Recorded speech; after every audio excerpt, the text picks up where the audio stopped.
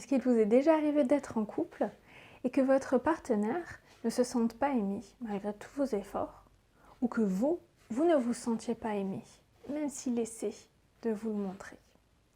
C'est peut-être juste un problème de langage.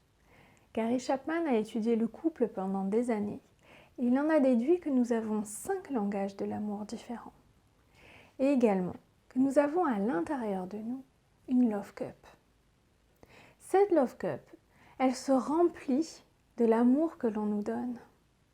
Mais il y a 5 couvercles différents. Chaque langage correspond à une forme spécifique. Si votre langage de l'amour, c'est le toucher, vous vous sentez aimé quand votre partenaire vous prend dans ses bras, quand il vous prend la main dans la rue, quand il passe à côté de vous, qu'il vous touche l'épaule. Vous vous sentez aimé comme ça. Lui, il est persuadé que la meilleure façon de vous aimer, c'est de vous donner des cadeaux. Un autre langage de l'amour. Alors il vous offre des cadeaux et encore des cadeaux et ça ne rentre pas. Vous voyez bien que tous ces cadeaux, ça ne remplit pas votre Love Cup. Et il pourra vous en donner encore et encore, vous ne vous sentirez pas aimé. Parce que ce n'est pas le bon langage. On retrouve également le temps de qualité. C'est passer du temps avec l'être aimé. Vous préférez quand votre femme vous emmène faire un pique-nique au bord de la rivière, quand elle vous propose de regarder une série ensemble, tous les deux, sur le canapé. On trouve également les actes de service, rendre service à l'autre. Vous vous sentez aimé quand il vous propose de passer à la boulangerie à votre place, quand il vous propose d'aller faire la queue à la poste samedi matin pour vous. Ça, c'est une belle preuve d'amour. Et nous avons également aussi les mots. Vous vous sentez aimé quand elle vous dit qu'elle vous aime, quand elle vous fait une déclaration d'amour. Là, vous vous sentez aimé.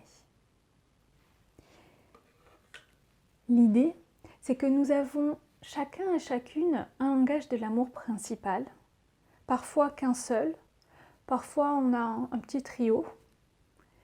Et si l'autre ne parle pas notre langage, il est impossible de remplir notre Love Cup. À partir du moment où il va parler votre langage, là ça fonctionne.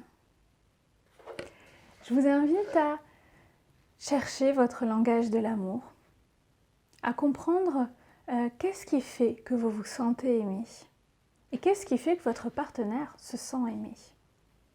Alors un indice, c'est votre façon à vous de montrer votre amour à l'autre. C'est seulement un indice.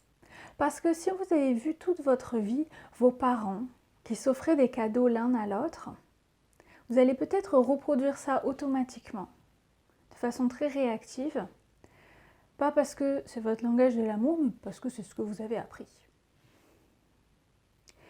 Et n'oublions pas aussi là-dedans le rôle des stéréotypes.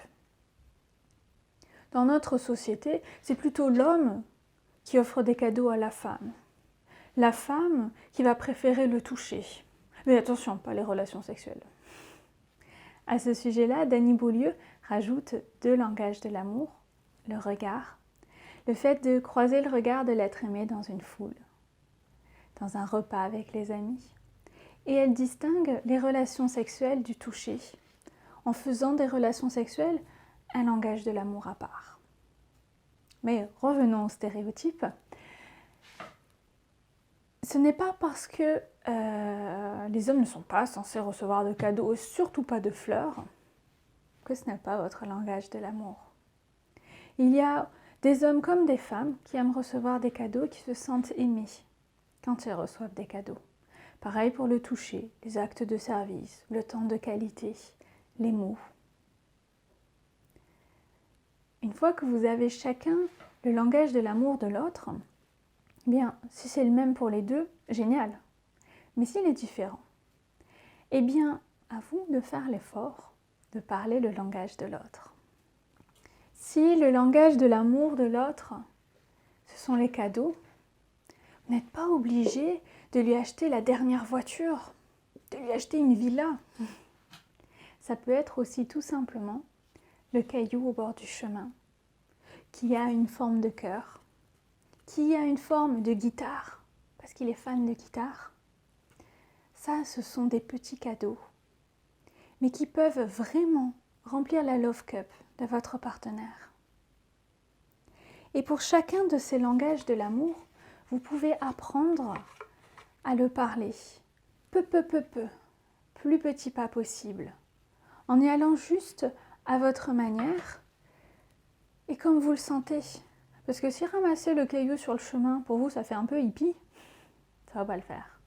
Mais si vous avez les moyens, pourquoi ne pas lui acheter un beau cadeau? Et si vous avez toujours du mal à repérer votre langage de l'amour ou celui de votre partenaire, n'hésitez pas à faire appel à un professionnel qui connaît la théorie. J'espère que cette vidéo vous a permis de réduire les incompréhensions entre vous et votre partenaire.